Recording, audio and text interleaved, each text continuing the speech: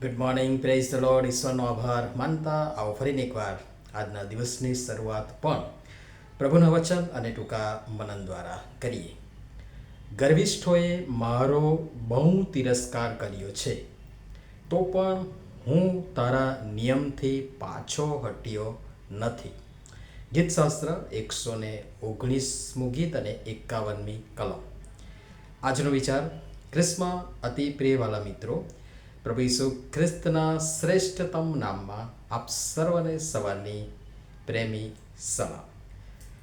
ઈશ્વરનું વચન, ઈશ્વરનો નિયમ, ઈશ્વરના વિધિઓ, ઈશ્વરના શાસનો અથવા ઈશ્વરના સાક્ષીઓ કેટલા બધા અદ્ભુત અને ચમત્કારી છે. એ તો ભાઈ જે ચાખે અનુભવે એને જ ખબર પડે. હા, એ આશા ઉપજાવનાર, દુઃખમાં દિલાસો આપનાર, જીવાડનાર ને મજબૂત તથા દ્રઢ કરનાર, જનૂન ચઢાવનાર, હિંમત આપનાર, માર્ગ બતાવનાર, માર્ગને માટે દીવારૂપ, અજવાળારૂપ, જીવન યાત્રામાં ગીત સમાન, એ દરેક ક્ષેત્રે, હાલતમાં અને પરિસ્થિતિમાં હિંમત, દોરવણી, માર્ગદર્શન આપનાર, અજવાળું તથા પ્રકાશ પાથરનાર વચનોનું રોજ અચૂક નિયમિત સેવન કરીએ. જેમ જીવવા માટે હવા, પાણી, ખોરાક જરૂરી છે, એમ આત્મિક જીવનમાં વૃદ્ધિ પામવાના માટે, ટકી રહેવાના માટે આ આપણો ખોરાક છે અને હોવો જોઈએ, જે ઈશ્વરે મને તમને આપ્યો છે. મનન, ચિંતન, અવલોકનને અભ્યાસ કરો તો ન કેવળ શારીરિક કિંતુ આત્મિક બળ અને સામર્થ્ય મળશે. વચન જુઓ, જે આજનું આપણું વચન છે. અમુક સમય આવો પણ આવશે. ગર્વિષ્ઠો મારો, તમારો, આપણો તિરસ્કાર કરશે, મજાક ઉડાવશે, મસ્કરી કરશે, છાની વાતો કરશે અને અફવાઓ ઉડાવશે. પ્રભુએ સમયે સમયે આ અનુભવ દરેક વ્યક્તિને કોઈક ને કોઈક રીતે કરાવ્યો હશે. ભલભલાએ તમારો તિરસ્કાર કર્યો હશે, દૂર થયા હશે, જતા રહ્યા હશે, છોડીને, મૂકીને.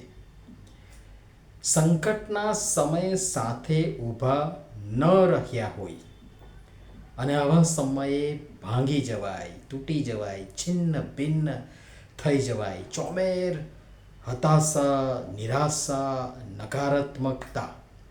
પણ ઈશ્વરનું વચન, ઈશ્વરનો નિયમ હૃદયમાં હશે તો ટકી રહેશો.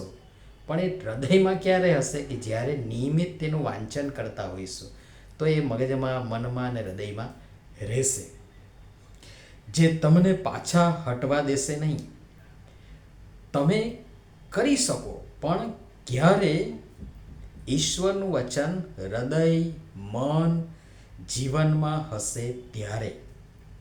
અને એ ત્યારે શક્ય બનશે જ્યારે હું ને તમે અચૂક, નિયમિત, રોજબરોજ એનું વાંચન, મનન, ચિંતન, અવલોકન અને અભ્યાસ કરીશું.